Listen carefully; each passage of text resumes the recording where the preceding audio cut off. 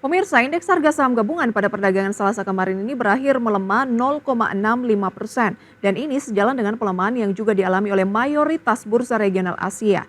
Pelemahan terjadi di tengah sikap investor yang menanti kebijakan terbaru Bank Sentral Amerika Serikat pekan ini.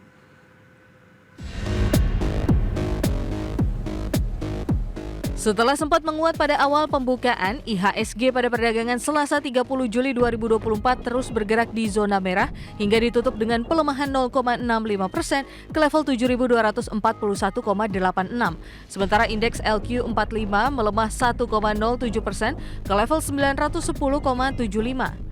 IHSG ditutup melemah sejalan dengan bursa regional Asia yang mayoritas juga berakhir di zona merah, di mana indeks Nikkei melemah 3,28%, Hang Seng melemah 1,77%, indeks Shanghai melemah 0,52%, namun Straits Times Index menguat 0,88%.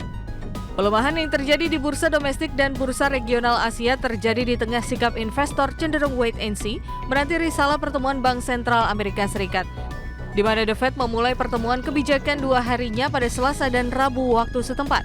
Hingga saat ini pelaku pasar masih optimis bahwa pemangkasan suku bunga The Fed dapat dimulai pada pertemuan September mendatang. Dan berdasarkan perangkat CME Fed Watch, sebanyak 89,6% pelaku pasar yakin The Fed akan mulai memangkas suku bunga acuannya pada September mendatang. Berbagai sumber IDX Channel.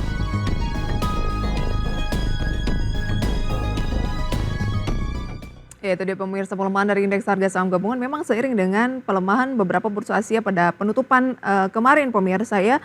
Dan dari dalam negeri itu sektor yang mendukung pelemahan paling dalam adalah transportasi dan juga logistik. Kemudian nomor 2 ada infrastruktur.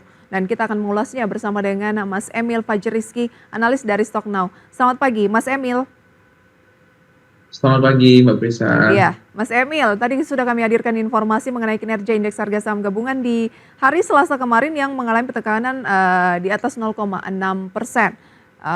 Bagaimana tanggapan Anda mengenai IHSG ini? Apakah memang ya karena inline dengan bursa Asia yang rata-rata juga turun, dan apa yang menjadi sentimen utama? Iya, memang pada bulan kemarin IHSG kita lihat memang cukup dalam ya turunnya ya. Namun kalau saya lihat di sini ada beberapa faktor ya, ada itu faktor internal dan eksternal yang mendukung yang menjadi pembeban IHSG pada bulan kemarin. Pertama, kalau dari internal seperti yang tadi sudah dibahas oleh Mbak Prisa, bahwa itu sektor transportasi yang menjadi salah satu pemberat pergerakan IHSG, di mana sektor transportasi ini turun kurang lebih 1,2% ya kalau tidak salah. Ini menjadi beban bagi IHSG. Nah, namun menurut saya menjadi salah satu faktor terbesarnya adalah eksternal, yaitu dari sisi global, yaitu adalah sikap wait and see investor ya, yang mana cenderung berhati-hati dan menunggu mengenai hasil pertemuan Bank Sentral ini akan diumumkan pada hari Kamis dini hari nanti waktu Indonesia. Nah, di mana menurut saya The Fed ini akan diprediksi akan mempertahankan suku bunga acuannya pada pertemuan kali ini.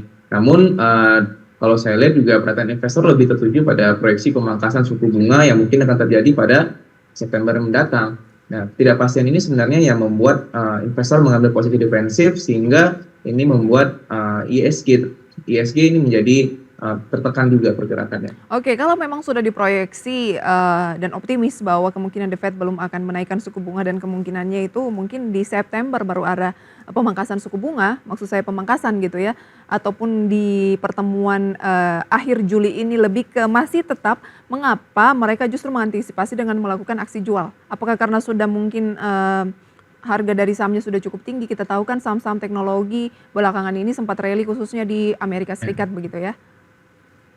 Iya, Mbak Prisa, karena kan para pelaku pasar ini berbagai macam psikologis ya kalau saya lihat ya. Ada yang menganggap ini, ada yang sebagian pelaku pasar menganggap ini salah satu optimisme, dan juga ada beberapa para pelaku pasar juga menganggap ini ada yang menganggap ketidakpastian ekonomi, sehingga perbedaan pendapat, perbedaan pandangan psikologis dari para pelaku pasar ini sebenarnya membuat pergerakan indeks-indeks dan pengaruh pada saham juga ini sedikit fluktuatif belakangan ini, Mbak. Oke, nah ketika indeks harga saham gabungan sejalan dengan bursa Asia dan global mengalami tekanan begitu ya, kenapa yang paling merespon dalam adalah sektor transportasi dan logistik? Bagaimana analisis Anda di sektor yang satu ini? Iya, sebenarnya kalau saya lihat ya dari apa yang menjadi salah satu penyebabnya tidak, kalau dari pandangan saya tidak ada salah satu yang signifikan ya. Cuman memang pada perdagangan kemarin sektor transportasi itu kecenderungan pada turun semua, seperti salah satunya adalah dari saham ASA, juga ada saham SMDR, itu cenderungan mereka pada closing merah. Memang mungkin dari secara pergerakan harga teknikalnya mungkin sudah terlalu mahal sehingga mereka rata-rata kecenderungan pada melemah pada perdagangan kemarin. Oke, ada nggak tidak rekomendasi Anda untuk sektor ini karena pelemahan yang cukup signifikan kemarin, atau memang Anda melihat masih akan ada peluang pelemahan lebih lanjut? Saya melihat masih ada peluang untuk pelemahan lebih lanjut ya, namun memang ini menjadi salah satu momentum kita sebenarnya kalau ingin mendapatkan harga saham yang murah. Seperti salah satunya saya ini sangat melihat saham ASA ya. Saham ASA ini juga ada kecenderungan bagus juga secara pergerakan teknikalnya, sehingga saya melihat potensi untuk ASA ini untuk buy on weakness di saham ASA ini. Oke, ASA, Adi Sarana Armada Tbk begitu ya. Ya. 785 sebaiknya strateginya seperti apa ketika kita akan buy on weakness? Ini lebih banyak bergerak di bidang jasa penyewaan kendaraan bermotor, alat transportasi darat, dan jual beli kendaraan bekas begitu ya? Iya, betul. Iya, kalau untuk ASA ini seperti saya sudah sebutkan, sektor transportasi masih ada potensi untuk pelemahan lagi. Otomatis juga saham yang bergerak di dalam sektor indeks tersebut juga akan ikut melemah. ASA ini saya melihat ada potensi untuk turun ke level psikologisnya di harga 750. Oke, ini kan sudah 785. Maksud Anda akan turun ke 750 ya, bukan? Iya, buy on weakness-nya. Oke, di 750, kemudian ada peluang ketika sudah turun di sekitar 750 dan kita melakukan pembelian, range kenaikannya akan kira-kira di posisi berapa? Oke, untuk range posisi kenaikannya di sini saya ambil untuk resistennya di sini ada di harga 875. 875, oke. Ketika Anda melihat teknikal dari ASA, apa sih yang membedakannya dibandingkan dengan emiten transportasi atau logistik yang lainnya? Indikator apa yang membuat Anda melihat bahwa sebenarnya peluang nih untuk buy on weakness di ASA dan mungkin tidak dimiliki oleh emiten lain saat ini? Sebenarnya kalau lihat dari ASA sendiri ya, saya melihat dari segi pertama dari tanggal 28 Juni ini ya, di sini memang dia rebound, pertama dari secara teknikal analisisnya dia rebound setelah cukup lama dia downtrend ya. Reboundnya ini diiringi dengan ada akumulasi dari foreign ya. Foreign ini cukup konsisten untuk beli di saham ASA ini. Rebound diiringi dengan foreign yang beli juga.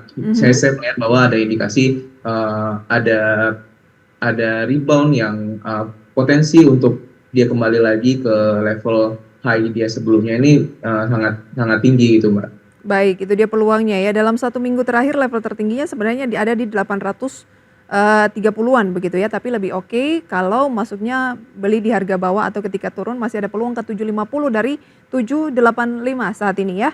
Iya. Baik, 1 bulan terakhir sudah naik di atas 15%. Pemirsa, dengan net foreign buy kita lihat 1 bulan terakhir ini sekitar hampir 10 miliar rupiah ya. Betul. Baik, kita tinggalkan ASA, kita beralih ke sentimen lain, yaitu harga minyak mentah yang ke titik terendah dalam 7 pekan terakhir karena prospek demand yang dinilai melemah, khususnya dari China. Tapi kok dari bursa Amerika semalam, meskipun melemah, energi masuk dalam salah satu sektor tampaknya yang menguat. Tolong dikoreksi kalau ada kekeliruan, Mas Emil, tanggapan Anda gimana? Oh ya, tadi membahas tentang ini ya, minyak yang terendah dalam 7 pekan terakhir ya, Mbak ya.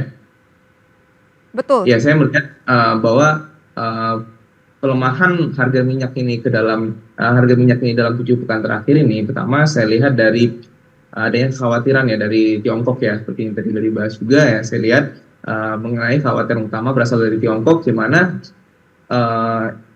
importir terbesar di dunia ini adalah dari negara Tiongkok. Sedangkan ada beberapa serangkaian berita ekonomi juga yang sedikit kurang bagus ya dari negara Tiongkok, termasuk aktivitas manufaktur yang kemungkinan menyusut ya untuk bulan ketiga pada bulan Juli ini. Nah, ini menimbulkan kekhawatiran permintaan minyak di Tiongkok ini akan menurun. Selanjutnya yang saya lihat bahwa para investor ini, para trader, investor ini lebih fokus kepada demand daripada ketegangan ketegangan geopolitik. Jadi para investor ini fokus terhadap kekhawatiran atas permintaan di Tiongkok.